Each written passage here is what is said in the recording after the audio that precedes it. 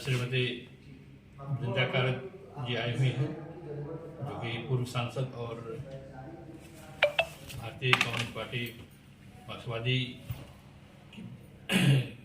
Polit bureau की सदस्य हैं। तो मैं उनसे बातचीत कर रहा हूँ।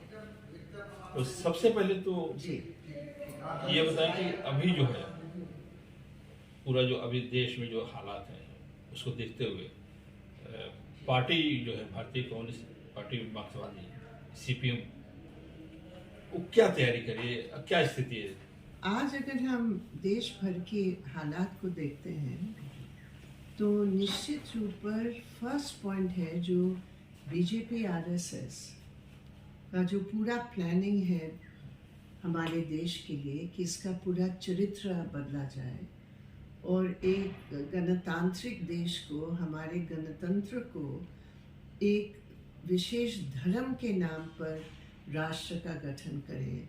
यानी कि मैं हिंदू शब्द नहीं इस्तेमाल करूँगी, मैं मानती हूँ ये धर्म के साथ इसका कुछ लेना देना नहीं है। उनका स्लोगन वो पावर का है।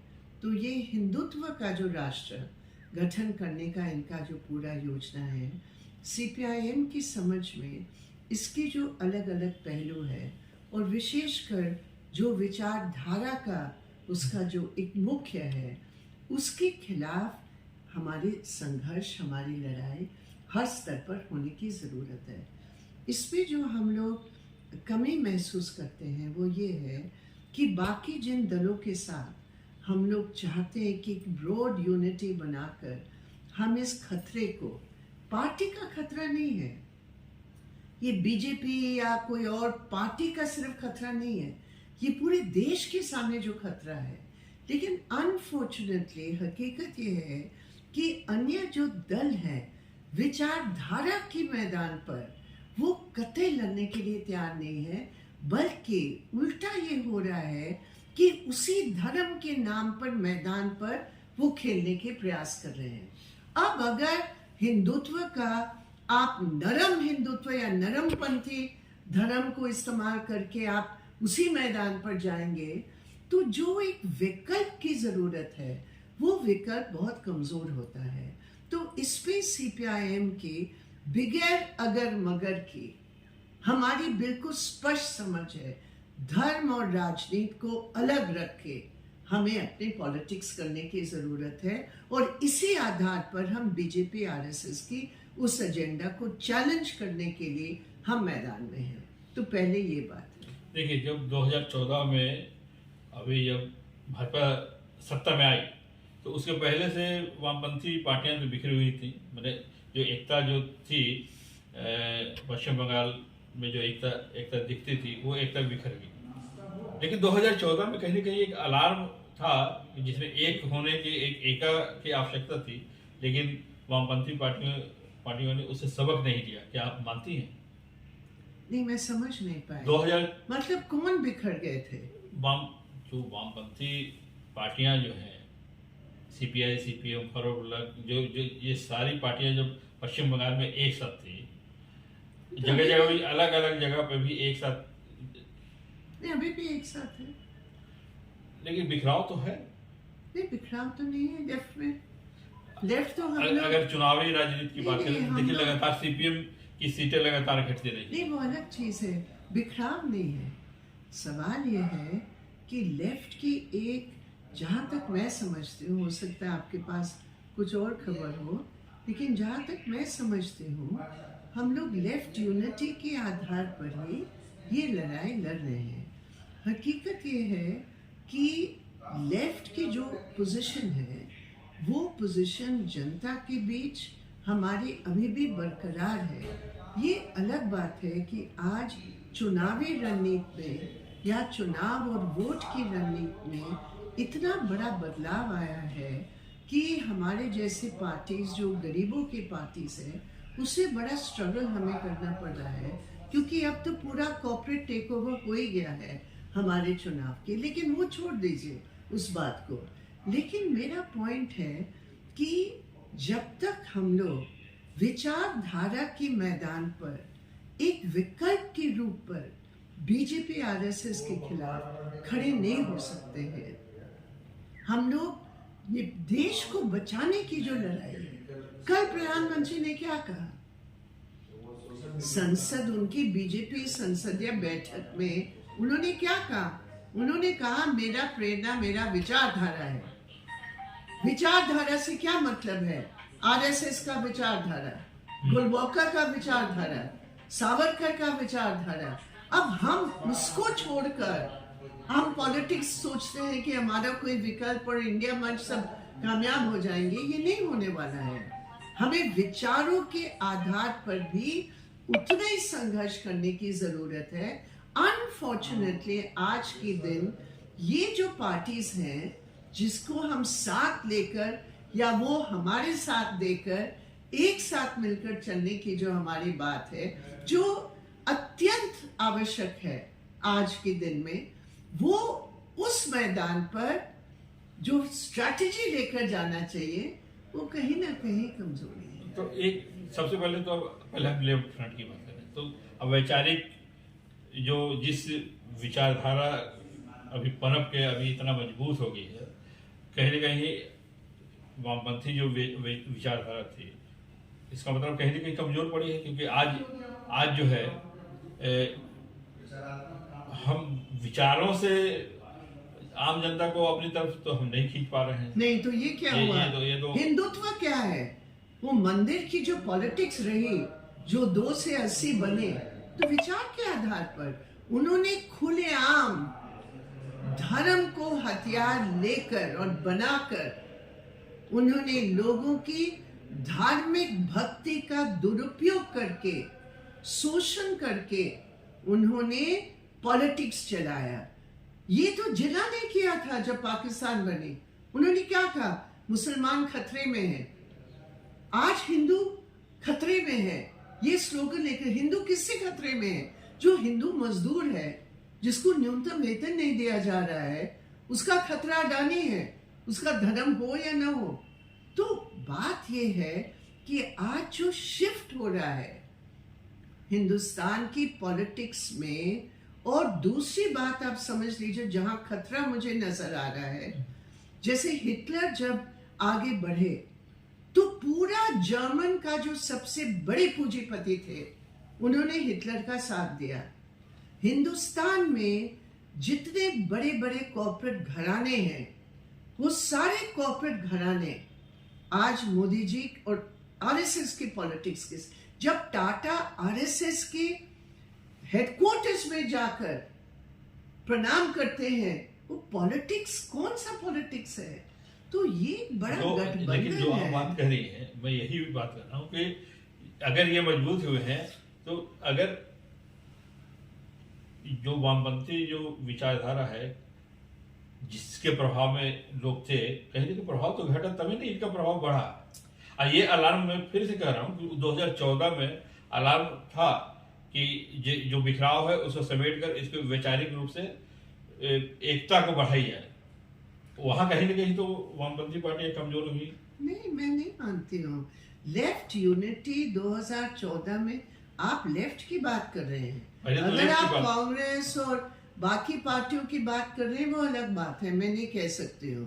मैं लेफ्ट की बात कर रही हूँ, लेफ्ट की पॉलिटिक्स।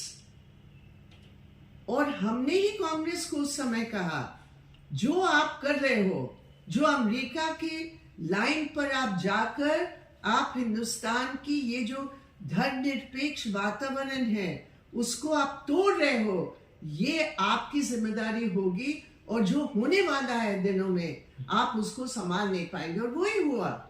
तो सवाल इस बात का है कि समझौता विचारधारा के बारे में हम ये कह सकते हैं, हम एक दिन कमजोर हो सकते हैं, अगले दिन हम मजबूत हो सकते हैं। सवाल है उस विचारधारा के आधार पर हमने कभी न समझौता किया, न हम कभी करेंगे।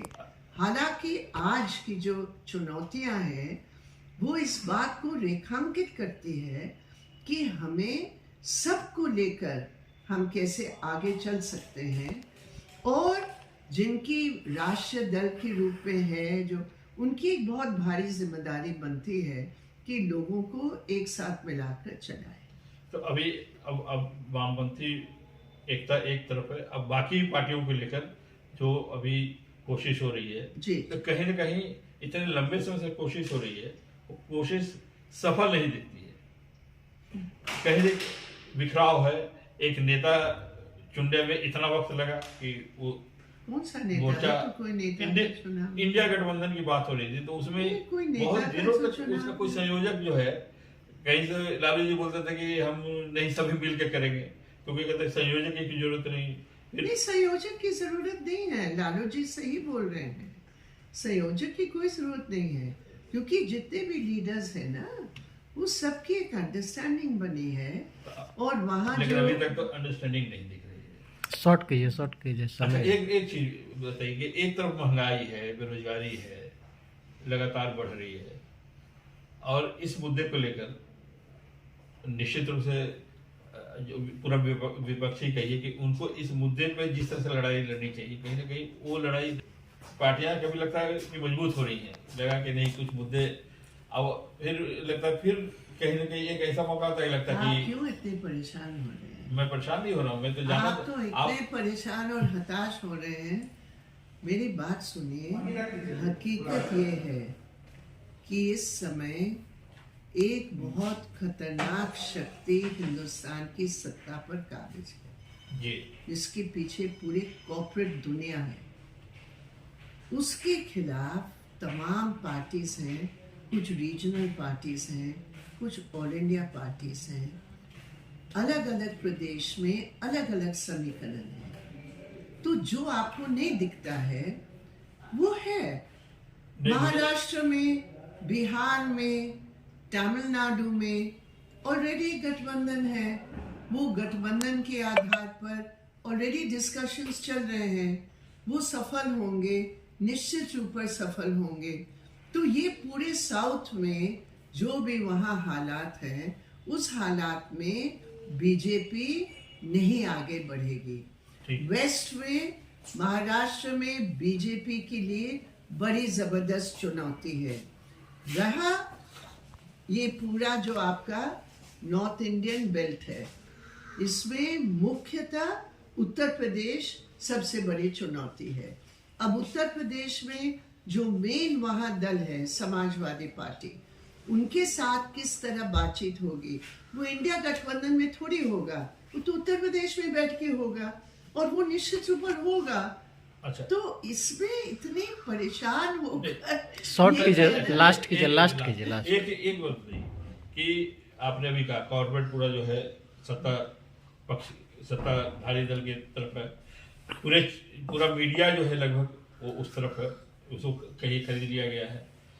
लेकिन उसी अंडर करंट जो है, जो सोशल मीडिया है, उसमें लंबी लड़ाई लड़ रहे हैं लोग सत्ता के खिलाफ। ये है। और अभी ब्रॉडकास्टिंग बिल आ गया।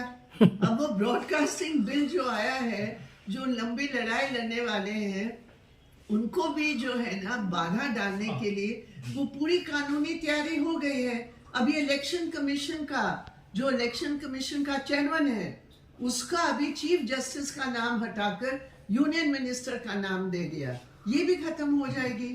तो सवाल ये है कि सिर्फ हमारी अपनी सब्जेक्टिव डिजायर्स के आधार पर पॉलिटिक्स नहीं होती है। पॉलिटिक्स हो रही है, लोग इकट्ठे हो रहे हैं, जनता इकट्ठी हो रही है, संघर्ष के मैदान में हम लोग सब हैं, और जीत निश्चित रूप पर उसी के लिए हम लोग आज लड़ रहे हैं। इसलिए हताश मत होना, ये होने वाला है। और 2024 में जो बड़ी चुनौतियां हैं, जितने भी धर्मनिरपेक्ष साथी हैं, जिसमें आप हैं, जिसमें सारे इतने हजारों लाखों व्यक्ति हैं जो आज वाकई में फ्रस्ट्रेटेड है, और फ्रस्ट्रेशन का एक कारण भी है।